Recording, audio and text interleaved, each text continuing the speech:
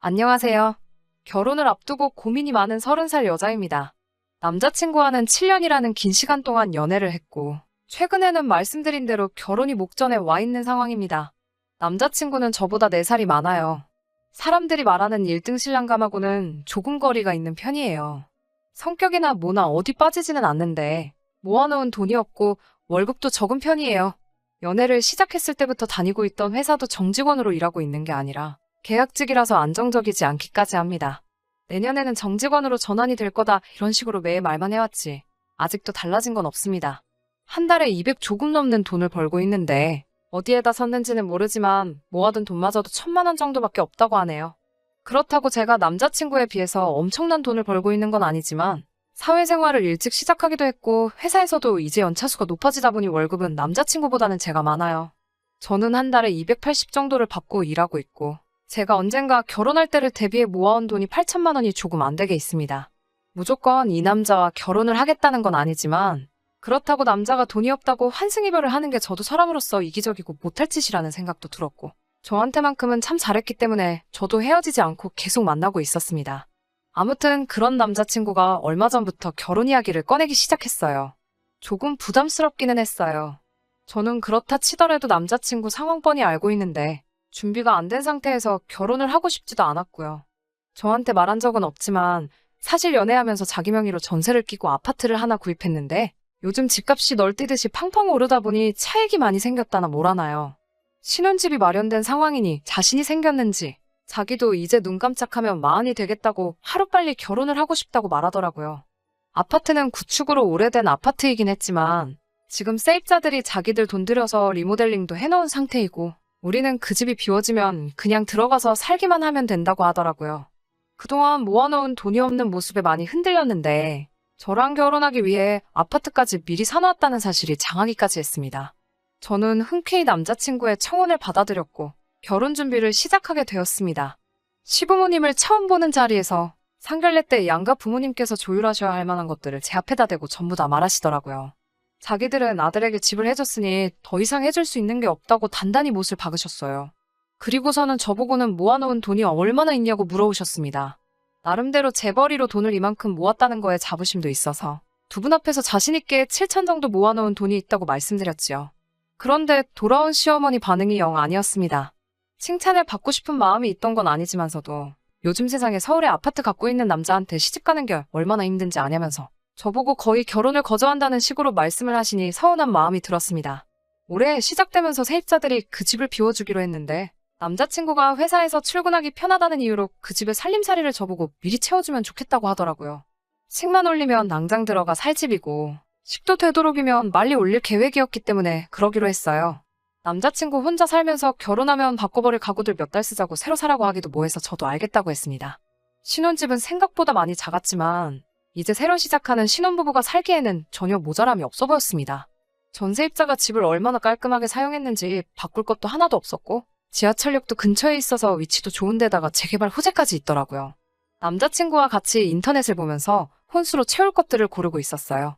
신제품에 인기 있는 것들 위주로 보고 있는데 남자친구가 이건 좀 비싸지 않냐며 제가 고르는 것마다 퇴짜를 놓았습니다.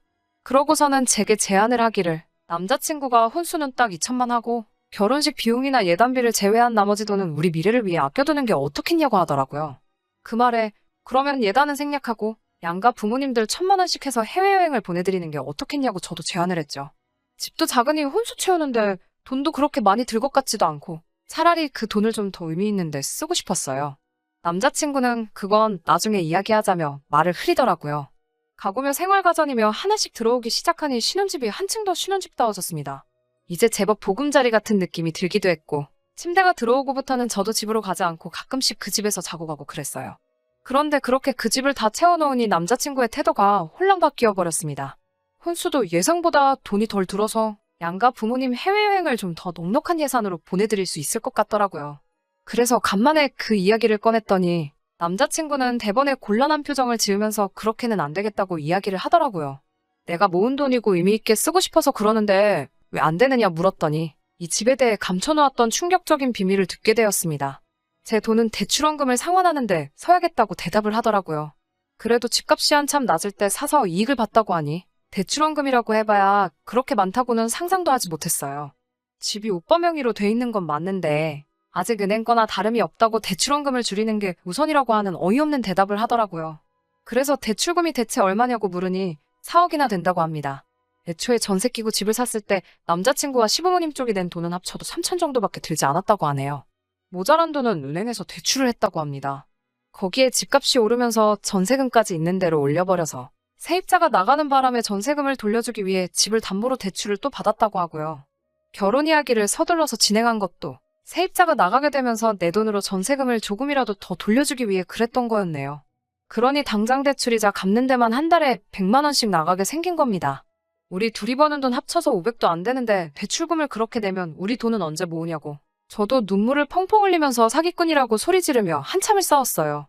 그런데 남자친구는 자신있게 그 부분에 대해서는 자기도 생각한 게 있다고. 일단 진정 좀 하고 자기 아이디어 좀 들어보라고 하는 겁니다. 바로 우리 둘 월급 받은 걸 시어머니한테 관리를 해달라고 부탁하고 우리는 생활비와 용돈을 타서 생활하자고 하더라고요. 돈을 타서 생활하는 편이 쓸모없는 지출도 줄일 것이고 시어머니가 재테크 하나는 기가 막히게 하신다고 우리 돈 굴리면서 몇 년 뒤면 우리 부자 만들어주실 거라고 믿고 맡기자고 하네요.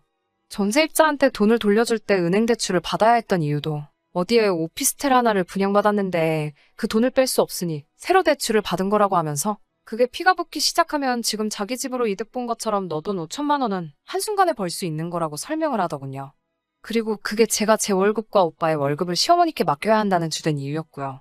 저 이 결혼해야 하는 게 맞는 건가요? 오빠 말대로 제가 모은 돈을 대출원금을 상환하는데 전부 사용해버리면 저는 혼수에 제 돈 5천까지 말 그대로 7천을 써버린 거고 오빠네는 달랑 3천만 지원해준 거나 마찬가지 아닌가요? 그 와중에 제가 시집 잘 왔다는 소리까지 들어야 하는지 앞으로 벌 제 돈까지 전부 다 시어머니 주머니로 들어가야 하는 상황이에요. 혼수를 물을 수도 없고 정말 미치겠네요.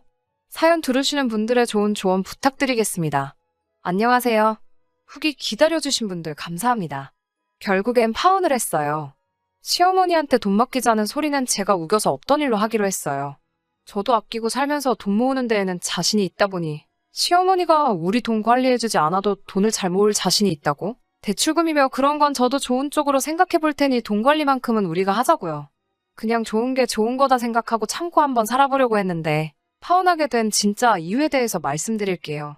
남자친구는 시어머니가 재테크를 잘한다고 굳게 믿고 있지만 제가 볼 땐 은행 빚으로 그렇게 돈 굴리는 건 정말 위험한 투자라고 생각하거든요. 어쩌다 운 좋게 집값 오른 걸 실력이라고 착각하고 있는 게 아닌가 하는 생각이 더 들었습니다.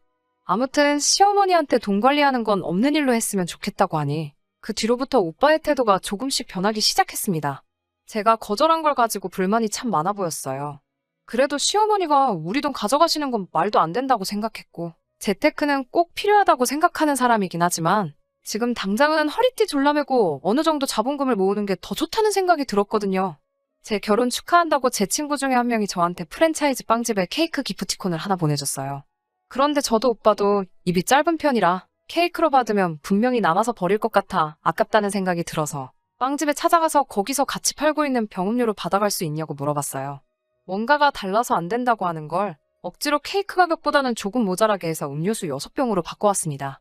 차라리 음료수는 두고두고 먹을 수 있으니 그게 더 경제적이라고 생각을 했거든요. 그런데 집에 와서 보니 한 종류만 제외하고 나머지가 유통기한이 이틀 뒤면 끝나버리더라고요. 바꿔올 때 미리 확인할 거리라는 후회가 들기는 했지만 제가 케이크를 음료수로 바꾼다고 할 때 난감해하던 직원분 모습이 생각나서 유통기한이 아주 지나가 버린 것도 아닌데 오빠랑 저랑 이틀 동안 3병씩 마시면 되겠지 하고 말았어요.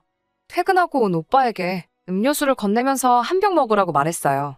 오빠는 속이 더부룩해서 생각이 없다고 하길래 유통기한이 다 돼가서 빨리 먹어야 된다고 한마디 했죠. 그랬더니 대본에 이거 봐 하면서 저보고 정신머리가 없다고 하더라고요. 어떻게 먹을 걸 사오면서 유통기한 확인을 안 할 수가 있냐고. 돈 관리하는데 자신 있다고 그랬으면서 벌써부터 이런 기본적인 것도 챙기지 못한다고 잔소리를 하더라고요. 제 꼬라지를 보니까 저한테 돈 관리를 맡기면 아주 길바닥에 나앉게 되는 거는 순식간이겠다고 빈정대면서요. 제 돈 주고 산 게 아니라 케이크 받을 거를 음료수로 바꿔온 거라고 설명을 했는데도 그게 공짜로 받은 거는 아니지 않냐면서 유통기한을 미처 확인하지 못한 건 제 잘못인 점을 인정하지만 그렇다고 그걸 가지고 돈 관리를 못한다는 말을 듣고 있으니 어이가 없었어요. 지는 8년 연애하는 동안 돈 1,000만 원 모은 게 다면서 말이죠. 그랬더니 자기는 집해오지 않았냐면서 돈 7천 가지고 아주 유세를 부린다고 하더라고요. 그때 3억 주고 산 집이 지금 7억이라고. 제가 큰 소리를 칠 거면 4억을 가지고 시집을 와야 한다는 말도 안 되는 소리를 하면서, 그러니까 좋은 말로 할 때 지네 엄마한테 돈 관리를 맡기자고 끝까지 우겨대더라고요. 너같이 씀씀이 해프고 아까운 줄 모르는 애한테 돈 관리를 맡기면 결과는 안 봐도 비디오라고요. 저는 끝까지 반대를 했는데 남자친구가 절충안이라고 꺼낸 말은 더 어이가 없었습니다. 제 월급으로 우리 생활비에 대출이자를 내고 자기가 번 돈은 곧 죽어도 자기 어머니에게 전부 들여서 재테크를 시켜야겠다고 장황한 계획을 설명하더군요. 듣자 하니까 대출금 4억 가지고 장가오는 놈이 저보고 4억을 가져와야 한다는 말에 어이가 없어서 그러면 그냥 이 결혼 없던 걸로 하자고 했어요. 공짜로 받은 음료수 유통기한 가지고 경제관념 없는 여자 소리 듣는 것도 싫고 앞으로 제 돈 주고 껌을 한 통 사 먹더라도 무슨 말을 들을지 눈에 다 보였으니까요. 제가 피땀 흘려 번 돈만 가지고 생활하고 시어머니가 남편 얼굴 굴리고 있는 꼴도 못 보겠다 말했고요. 혼수로 채워넣은 건 3달 사용한 거 감가상각까지 다 쳐서 받아도 되니까 네가 살 집 가고 나한테 대출받아 산 걸로 치고 저한테 돈을 갚으라고 했어요. 그러고 집으로 돌아와 버렸습니다. 집에 오니 시어머니 되실 분한테서 전화가 왔어요. 자기랑은 상의도 안 한 내용이라고 사과를 하시면서도 자기가 재테크를 너무 잘해서 아들이 한 소리라고 크게 신경 쓰지 말라고 하는데 제 귀에는 자기가 돈 굴리는 건 빠삭하니 믿고 맡겨보라는 식으로 들렸고 당장 혼수를 돈으로 돌려줄 수 없으니 그냥 결혼을 해줬으면 하는 소리로 들리더라고요. 이 결혼제가 참고 넘어가면서까지 하려고 했지만 저도 더 이상 참을 수 없고 제 마음은 돌리지 않을 거라고 대답했어요. 어머님은 끝까지 제 눈치를 보면서 다시 한번 생각해보라고 하는데 재테크를 그렇게 잘하시고 돈 관리하는데 도가 트신 분이 당장 1,500만 원 융통을 하질 못해 전전긍긍하는 모습을 보니 지금 다시 생각해봐도 파혼하기를 100번 잘한 것 같다는 생각이 드네요. 변변찮은 것도 알고 모아놓은 돈도 없고 비전도 없는 남자를 사람 좋은 거 하나만 보고 결혼까지 생각했던 제가 정말 바보 같네요. 햇수로 8년이라는 긴 시간을 만나온 사람인데 그동안 제 곁에 있던 사람 본성도 눈치채지 못하고 지냈다는 게 사람의 본성을 깨닫기에는 그 길게 느껴졌던 시간도 짧다는 생각이 드네요. 후회는 없어요. 오히려 저한테는 좋은 경험이 되었고 더 나은 사람을 만날 수 있는 좋은 교훈이 되었다고 생각합니다. 돈은 꼭 돌려받아야겠는데 상황을 보아하니 그 돈 받으려면 정말 한참을 더 기다려야겠다는 생각이 드네요. 아무튼 후기도 기다려주시고 끝까지 이야기 들어주신 모든 분들께 감사드립니다. 저는 이만 사연 줄이도록 할게요. 끝까지 들어주셔서 감사합니다. 오늘의 사연은 여기까지입니다. 구독과 좋아요, 알람 설정 부탁드리고 더 좋은 사연으로 다시 찾아뵙겠습니다. 감사합니다.